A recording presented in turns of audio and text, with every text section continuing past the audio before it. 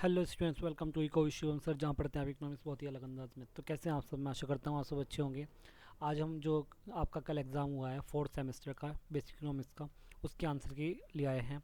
मैं बाहर गया हुआ था, इस वजह से थोड़ा सा लेट हो गया मैं आंसर की डालने में। ठीक है, तो अब ये 9 बजे तक आप तक आ जाएगी। ठीक है, अब देखते हैं क्या क्या था इसमें।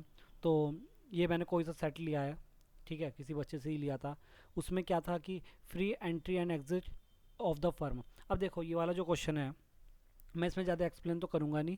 ठीक है, मैं सिर्फ आंसर आंसर बताऊंगा, कुछ चीज़ें जो होंगी वो मैं थोड़ी बहुत बता दूंगा। मैं इस वाले में बता देता हूँ कि ये वाला जो हमारा आंसर है, ये वाला जो क्वेश्चन है, इसमें पूछ रहा है कि फ्री एंट्री एंड एग्जिट किस में होता है। देखो, आपकी जो परफेक्ट कंपटीशन होता है उसमें तो होता ही होता है। ठीक है, अब इसमें इम्परफेक्ट के बारे में पूछा गया। इम्परफेक्ट में तीन चीज़ें मिलती थी। तीन चीज़ें कौन कौन सी? मोनोपोली, मोनोपोलिस्टिक, और आपका क्या कहते हैं लास्ट में, ओलिगोपोली। अब देखो, मोनोपोलिस्टिक में तो होता है कि भाई फ्री एंट्री होती है, पर लेकिन मोनोपोली में नहीं होती है और ओलिगोपोली में नहीं होती है। अगर इसका यूनिवर्सिटी के ऊपर डिपेंड करता है कि ये आंसर वो कैसे लेंगे। अगर इसको नॉर्मली देखा जाए तो परफेक्ट कॉम्पिटिशन का आंसर होगा, पर अगर मोनोपोलिस्टिक भी ऐड कर लिया जाए इम्परफेक्ट में, अगर मोनोपोलिस्टिक को मेन मान के चलते हैं तो इसका बहुत आंसर हो जाएगा। अब ये वाला जो क्वेश्चन है ये आपके यूनिवर्सिटी के ऊपर बेस रहेगा कि वो इसको किस तरीके से देखेगा। ठीक है, तो इसमें परफेक्ट कॉम्पिटिशन भी हो सकता है या फिर ए बी बोथ भी हो सकता है। अगर इनपरफेक्ट कॉम्पिटिशन में अगर आप लेते हो किसमें, मोनोपोलिस्टिक लेते हो, ठीक है, तो मोनोपोलिस्टिक में आपको मिल जाएगा ए और बी। पर लेकिन वैसे इसमें परफेक्ट कॉम्पिटिशन होता है। तो ये एक आधा क्वेश्चन हमेशा मिलता है इस तरह का कि जिसमें यूनिवर्सिटी के ऊपर बेस है कि वो क्या करेंगे। ठीक है, अगला क्वेश्चन देखते हैं। In which market firm is the price taker. Price taker कौन होता है आप सबको पता है, परफेक्ट कॉम्पिटिशन होता है, तो कोई क्वेश्चन था ही नहीं। ठीक है, अगला क्वेश्चन देखते हैं। इस पे देखो, ये जिसका पेपर है उसने शायद डॉट लगा हुआ है, एक अधिकार लगाया हुआ है। प्राइस टेकर नहीं होता, प्राइस मेकर होता है एक अधिकार, उसने वही चीज़ देखी होगी। Which is the ideal condition. Ideal condition कौन सी होती है? हमारी परफेक्ट कंपटीशन होती है। ये तो हमें बिल्कुल आसानी से पता ही है, बहुत ही आसान आसान क्वेश्चन है। वैसे मैंने जैसे ही पेपर आया था मैंने देख लिया था, बड़ा ही आसान पेपर था। बच्चे भी 10-10 मिनट में करके बैठ चुके थे क्योंकि उन्हें भी पता था बहुत ही आसान पेपर है। ठीक है, अगला क्वेश्चन देखते हैं। A demand curve is perfectly competition is. अब देखो, मैंने आपको अगर दो फॉर्मूले वाली, मैंने फॉर्मूले की दो वीडियो डाली थी, उन दोनों में से बहुत सारे क्वेश्चन आए हैं, उन दोनों में से ही। अब क्या है कि मैंने बताया था परफेक्ट कंपटीशन का जो क्या होता है, कर्व होता है, डिमांड कर्व, वो कैसा होता है? परफेक्टली इलास्टिक होता है, मतलब पूर्ण लोचदार होता है। ठीक है, बिल्कुल सीधा इस तरीके से ये होता है पूर्ण लोचदार का। In long term monopolistic, monopolistic को लॉन्ग टर्म में क्या मिलता है?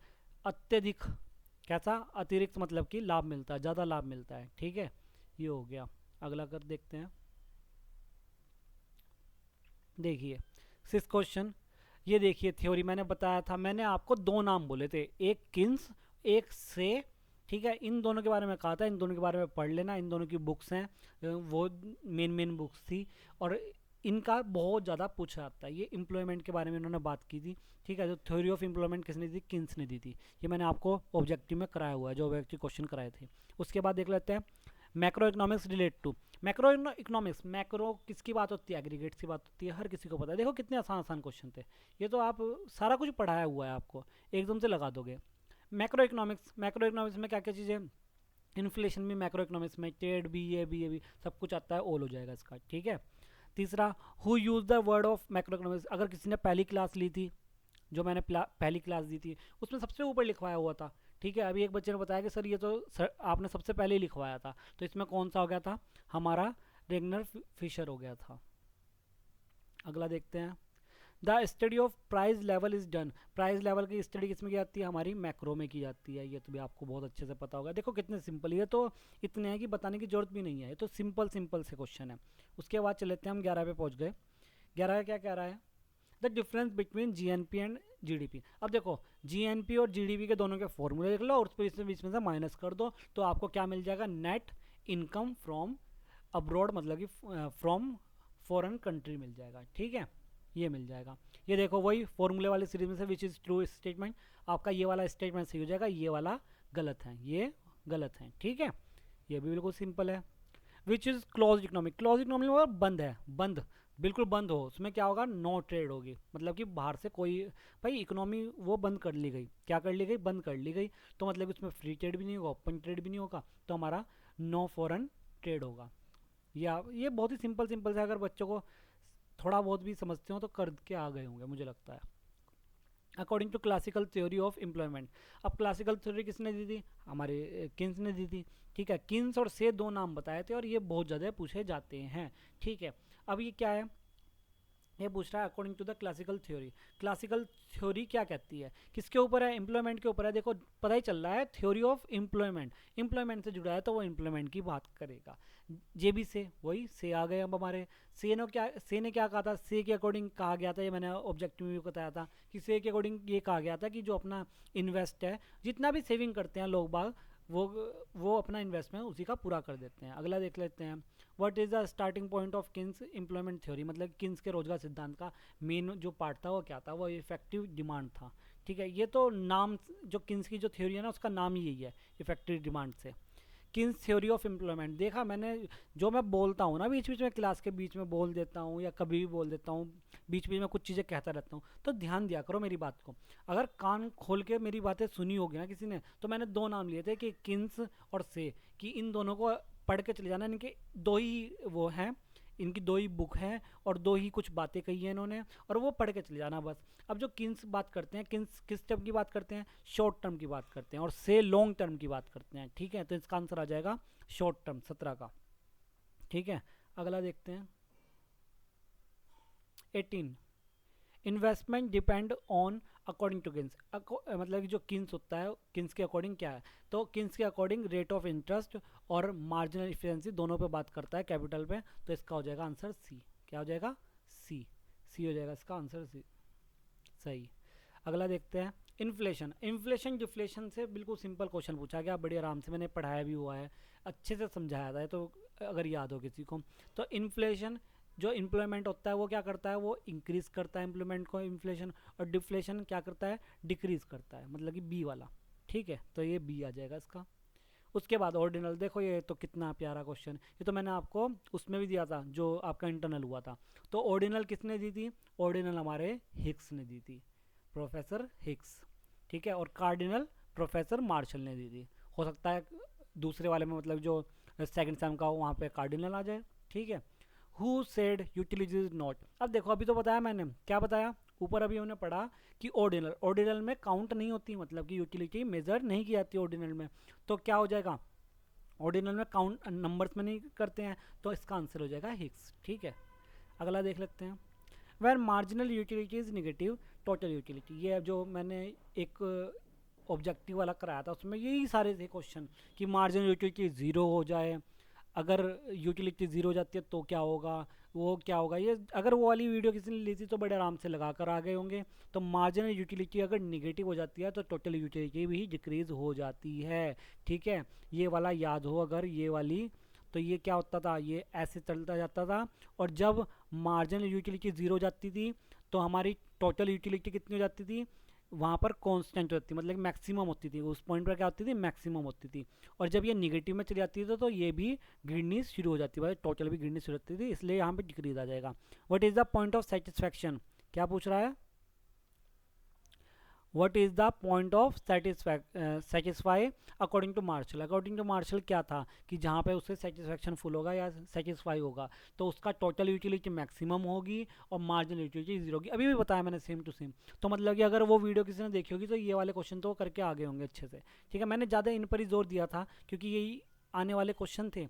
इंडिफरेंस कर्व इज बेस, ये तो कितना ही प्यारा है, तो डेफिनेशन में लिखा होता है कि टू गुड्स, क्या होता है डेफिनेशन, कि दो ऐसे संयोग, दो वस्तुओं के ऐसे संयोग जिसमें समान संतुष्टि प्राप्त होती है। ठीक है, ये आगे पूछा देखो समान संतुष्टि वाला, marginal rate of substitution in the indifference करो, डिक्रीज होता है, गिरता हुआ जाता है।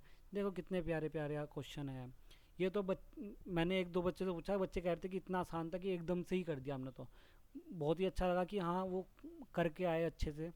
At every point in difference curve show, क्या इस शो करता है, अभी बोला मैंने इक्वल सेटिस्फैक्शन शो करता है। बताओ कितने आसान क्वेश्चन है। If two goods are perfectly complementary then the indifference curve, ये भी मैंने बताया था कि इसका बनेगा एल। ठीक है, क्या बनेगा, एल शेप का बनेगा इस तरह का, ये ऐसे बनते जाते थे ऐसे ऐसे।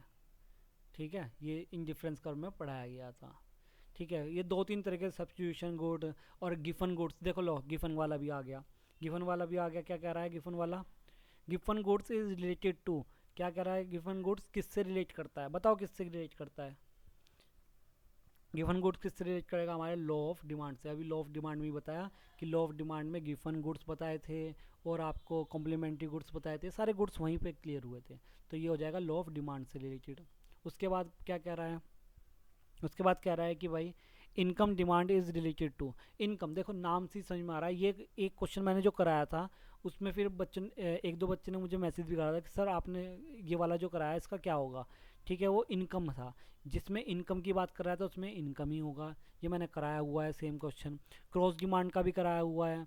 ठीक है, जो हमारी क्रॉस डिमांड रिलेटेड करता है वो किससे करता है, क्रॉस डिमांड, बताओ भाई क्रॉस डिमांड किससे रिलेटेड करता है, हमारे किससे करेगा, सब्स्टिट्यूशन से भी करेगा और कॉम्प्लीमेंट्री से भी करेगा, मतलब कि दोनों से करेगा ये। ठीक है, मेरा तो गला भी सूख गया बोलते बोलते। आगे देखते हैं। Who gave the law of demand. अब लॉ ऑफ डिमांड किसने दिया था, ये हमारे पैट्रोन ने दिया था, हिक्स ने दिया था, पिगू ने दिया था, मार्शल ने दिया था। आप सबको मैंने जब लॉ ऑफ डिमांड पढ़ाया था तो सबको बताया था किसने दिया था, ये हमारे मार्शल जी ने दिया था। ठीक है, अगला क्वेश्चन देखते हैं। The slope of demand curve. Demand curve का स्लोप देखो कितना, ये तो सबको पता है, बाएं से दाएं नीचे की ओर गिरता हुआ। ये एक क्या थी, ये उसकी एक प्रॉपर्टी भी थी। ठीक है, ये देखो फॉर्मूले में से ही पूछ लिया, जो मैंने फॉर्मूले की सीरीज दी थी उससे ही पूछ लिया। क्या कह रहा है, in the case of perfect in elastic, in elastic मतलब लास्ट वाला, जो सीरीज लिखवाई थी उसमें लास्ट वाला था, और लास्ट वाले को क्या होता है, जो हमारा ईडी होगा वो कितना होगा, जीरो के इक्वल होगा। किसके इक्वल होगा, जीरो के। ठीक है, अगला देख लेते हैं। परफेक्ट इलास्टिक डिमांड, ये भी बताया था मैंने, देखो 5 ही लिखवाए थे। लोचदार, फिर पहले पूनते लोचदार, फिर वो हाइयर मतलब कि हिंदी में क्या कह देंगे, अत्यधिक लोचदार, फिर लोचदार जिसे यूनिटली भी कहते हैं, फिर बेलोचदार और पूनते बेलोचदार। ये लास्ट में था पूनते बेलोचदार वाला, और ये सबसे पहला था पूनते लोचदार वाला। ये इसका इन्फिनिटी हो जाता था। ये मैंने कल, ये फॉर्मूले वालों में से आया, सीधे सीधे सीधे सीधे आए हैं फॉर्मूला वालों में से, कोई कुछ करने की जरूरत ही नहीं पड़ी। The cross elasticity demand is negative. अगर निगेटिव हो जाए तो गुड किस टाइप का होगा, बहुत ही अच्छा क्वेश्चन है ये। इस टाइप के क्वेश्चन कह सकता हूँ कि मैं ये थोड़ा सा समझने वाला था, जिसमें इस तरह से दिया गया है। ठीक है, और ये भी मैंने थोड़े बहुत बताए भी हुए थे, तो ये आपको फिर एकदम से आ जाना चाहिए था। ठीक है, क्या है 36 क्या कह रहा है, 36 कह रहा है कि cross elasticity of demand is negative. अगर निगेटिव हो तो फिर क्या होगा, क्या होगा, सिंपल है कि ये कॉम्प्लीमेंट्री गुड्स होंगे। कौन से गुड्स होंगे, कॉम्प्लीमेंट्री गुड्स, जो एल शेप बनाते हैं। कैसे शेप बनाते हैं, एल शेप बनाते हैं। और एक और क्वेश्चन है, लो जी सेम टू सेम, क्या है, if the cross elasticity demand is zero. अगर कितनी हो जाए, जीरो हो जाए। ये क्रॉस वाली है जिसमें जो परसेंटेज वाला फॉर्मूला है, जिसका परसेंटेज ए गुड और अपॉन बी गुड वाला। ठीक है, तो जीरो हो जाएगा, गुड विल भी कितने हो जाएगा, सब्स्टिट्यूशन इफेक्ट हो जाएगा। क्या हो जाएगा, सब्स्टिट्यूशन इफेक्ट। ये सारे इस टाइप के जो क्वेश्चन है ना, ये समझाने वाले क्वेश्चन है। ठीक है, इसमें काफ़ी कुछ चीज़ें समझाई जा सकती है और बहुत अच्छा है। ठीक है, अभी मैं यहाँ पे नहीं समझा रहा क्योंकि ये सारी चीज़ें मैं समझा चुका हूँ पहले, और अगर नहीं किसी ने समझाया तो वहाँ जाके देख लेना, उसमें मैंने बताया भी हुआ है ये चीज़ें। 38 वाला क्या कह रहा है भाई, 38 वाला कह रहा है कि who gave the concept of consumer surplus. Surplus का जो है ये हमारा किसने दिया था, ड्यूपेट ने दिया था। What are the law of return. अब देखो ये वाला क्वेश्चन, अब इस वाले क्वेश्चन में अगर देखा जाए लॉ ऑफ रिटर्न, जो नियम है दो, वो हमारे उत्पत्ति के ही है।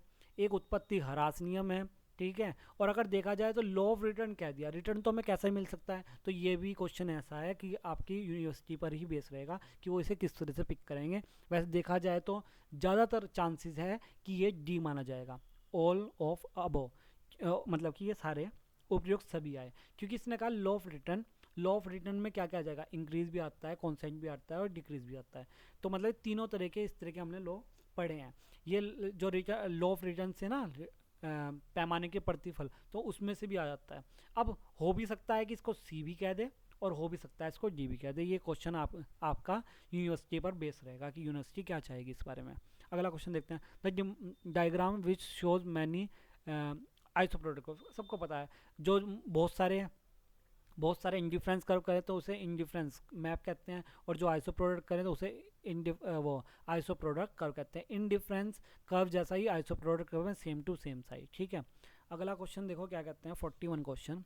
41 कह रहा है कि रिजिड रेखाएं जो होती है are the part of iso product, जो रिजिड रेखाएं होती है उसका क्या पूछ रहा है, of iso product which show, क्या शो करती है, सूटेबल एरिया शो करती है जिसमें प्रोडक्शन हो सकता है।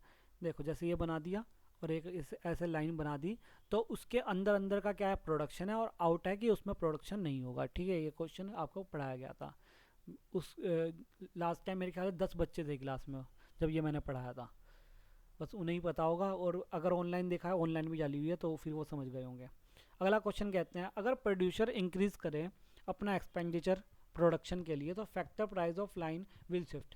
देखो भाई, अगर प्रोड्यूसर क्या कर रहा है, खर्च कर रहा है किसमें, प्रोडक्शन के लिए, अगर प्रोडक्शन के लिए ज़्यादा खर्च कर रहा है तो प्रोडक्शन ज़्यादा होगा, और प्रोडक्शन ज़्यादा होगा तो दोनों लाइन पे फर्क पड़ेगा, मतलब कि एक्स एक्सिस पे भी और वाई एक्सिस पे भी, और दोनों में फर्क पड़ेगा तो अपवर्ड जाएगा। ठीक है, अब अगला क्वेश्चन देखते हैं। देखो कितना अच्छा क्वेश्चन पूछा है, the slope of iso product curve show. देखो मार्जिनल रेट ऑफ सब्सटीट्यूशन मिलता है इंडिफरेंस कर्व में, marginal rate of technical substitution मिलता है आपका इंडिफरेंस कर्व उसमें, आइसो प्रोडक्ट कर्व में, तो इसका बी आंसर हो जाएगा। भाई जल्दी जल्दी कर लो, बहुत टाइम हो गया। Iso product are called, iso product जो है वो क्या है, हमें पता है आइसो प्रोडक्ट कर्व है। ठीक है, आगे देखते हैं, इंडिफरेंस कर्व तो होगा नहीं। ठीक है, if all cost are variable will be, अगर ऑल कॉस्ट कैसी हैं, वेरिएबल है, अगर ऑल कॉस्ट वेरिएबल है तो क्या होगा, इट विल बी वेरिएबल। वो है क्वेश्चन पूछा गया है कि अगर सब वेरिएबल हैं तो ये किस में आते हैं, लॉन्ग टर्म में आते हैं, ये जो आपको पढ़ाया गया था। ठीक है, अगर सब वेरिएबल है तो फिर वो लॉन्ग टर्म का है, लॉन्ग टर्म में सब कुछ चेंज कर सकते हैं, सारे चेंजेबल होते हैं। The cost is equal to, आप सभी को पता है द कॉस्ट किसके इक्वल होता है, फॉर्मूले वाले सीरीज में से है, जो फॉर्मूले की सेकंड वाली सीरीज फर्स्ट वाली उसमें ही है, तो वो टोटल कॉस्ट और वेरिएबल कॉस्ट का प्लस करके होता है, तो आपका ए भी आ जाएगा। ये देखो टोटल वेरिएबल कॉस्ट, अगर टोटल कॉस्ट अपॉन क्यू आया ना तो बस सीधा समझ जाना कि ये एवरेज के लिए बात की है, किसकी, वेरिएबल के लिए, तो इसका एवरेज आ गया। ठीक है, ये जो फॉर्मूले, ये फॉर्मूले में से देखो सीधा सीधा आए हुए हैं फॉर्मूले वाली सीरीज में से। ठीक है, और मोस्ट इंपोर्टेंट हो जाएगी आपकी फॉर्मूलों की series. The cost of additional unit is called, additional unit देखो सिंपल सी बात है, आपको सबको पता है मार्जिनल कॉस्ट हो जाएगा उसका, तो जो एडिशनल होता है वो। अब देखो ये वाला क्वेश्चन जो है, long run cost show more flatter due to, मतलब चटके हुए। अब देखो ये क्वेश्चन फिर से ऐसा ही है कि अब देखो लंबे समय में वैसे तो सब कुछ कैसा होता है, सब कुछ हम चेंज कर सकते हैं, वैसे सब कुछ इंक्रीज हो सकता है, तो ज़्यादातर आंसर ये माना जाएगा। पर लेकिन अगर इसको सोचा जाए ठीक से तो लॉन्ग टर्म में डिसाइड नहीं है कि आपकी चीज़ें बढ़ेगी या डिक्रीज होगी, पर लेकिन ज़्यादातर चांसेस है इसके आंसर होने का इंक्रीज वाला। पर लेकिन अगर यूनिवर्सिटी ने अलग तरीके से देखा है क्वेश्चन, क्योंकि इसमें बहुत ए बी दिया हुआ है, तो फिर इसमें ए भी हो सकता है, पर लेकिन मैं चाहूँगा कि ये इसका यही हो सकता है, मतलब कि मेरे हिसाब से तो इसका इंक्रीजिंग ही होना चाहिए। पर हाँ अगर इसको अलग तरीके से देखा जाए तो फिर उसमें वो बहुत हो जाएगा, पर लेकिन ज़्यादातर चांसेस है कि ए ही होगा। ठीक है, अगला क्वेश्चन देखते हैं। अगला question, last question, homogeneous product will be in market, किस मार्केट में बिल्कुल सेम टू सेम एक जैसे कुछ भी चेंज नहीं हो तो वो परफेक्ट कंपटीशन होती है, और ये जो परफेक्ट कंपटीशन होता है ये आपकी कैसी है, काल्पनिक है। ठीक है, ऐसा नहीं होता, तो आपका मोनोपोलिस्टिक होता है, वो आपका रियल होता है। ठीक है, मोनोपोलिस्टिक। ये आपकी सीरीज़ थी, 50 क्वेश्चन आए थे और बहुत ही प्यारे प्यारे क्वेश्चन थे, बड़े ही आसान थे। ठीक है, मैं थोड़ा सा लेट हो गया क्योंकि मैं पूरे दिन बाहर था कल भी और आज भी, तो मुझे अब अभी टाइम मिला आकर, तो बस अभी मैंने बनाई है और ये मैं अब थोड़ी देर में डाल दूँ, 9 बजे तक आप तक आ जाएगी। ठीक है, वीडियो में आवाज़ थोड़ी कम होगी क्योंकि मैंने इसमें कुछ नहीं किया, जल्दी जल्दी मैं ऐसी बना दी है, तो आवाज़ थोड़ी कम होगी, तो भाई एयरफोन लगाकर इसे सुन लेना। ठीक है, इसमें मैंने टिक लगाए हुए हैं, टिक टिक लगाए हैं, तो इतना तो सुनाई दे रहा होगा कि मैं क्या कह रहा हूँ। ठीक है, क्योंकि सारे बच्चे मुझे ये कह रहे हैं कि फॉर्मूले वालों में, देखो फॉर्मूले वाली में मैंने एकदम से डाल दी, मैंने उसमें कुछ चेंज नहीं किया, तो जैसी ऑडियो सपोर्ट हुई मेरे सिस्टम को, तो उस तरीके उसने कैच कर ली। ठीक है, अब मैं अगर इसको पूरा एडिट करता तो उसमें फिर बहुत टाइम लग जाता था, तो मैंने इस तरह बना दिया। ठीक है, अब हम देखो भाई 4th सेम का हो चुका। ठीक है, अब आपका सेकंड सेम वाला रखा है। 4th सेम का बहुत ही अच्छा पेपर आया था, बहुत ही आसान आया था, इसको सारे सेकंड सेम वाले बच्चे सभी देख लेना, क्योंकि मोस्ट इंपोर्टेंट है आपके लिए। हो सकता है ऐसे क्वेश्चन ना आए तो इसके जैसे आ सकते हैं। ठीक है, सेम ना क्वेश्चन पूछा है, और हो सकता है काफ़ी सारे सेम भी पूछे, जैसे मैक्रो पूछ लिया इस साइड, हो सकता है माइक्रो उधर पूछ ले। माइक्रो सबसे पहले वर्ड किसने यूज़ किया था, तो ये सारी चीज़ें जो मैं बोल रहा था ना, ये सारी बोली हुई चीज़ें आई है मेरी, कि जो मैं बोलता हूँ कि भाई ये भी देख लेना, ये भी देख लेना, तो इसे अच्छे से कर लेना। फॉर्मूले वाली मत छोड़ के जाना, फॉर्मूले बहुत इंपॉर्टेंट है। ये आपके अगर फोर्थ सेम में हो तो आप देख लो कि भाई आप कितने सही करके आए, और अगर आप सेकंड सेम में हो तो वही अच्छे से पढ़ लो, ठीक है। अब मिलते हैं हम नेक्स्ट वीडियो में, धन्यवाद, अच्छे से पढ़ते रहो आप लोग।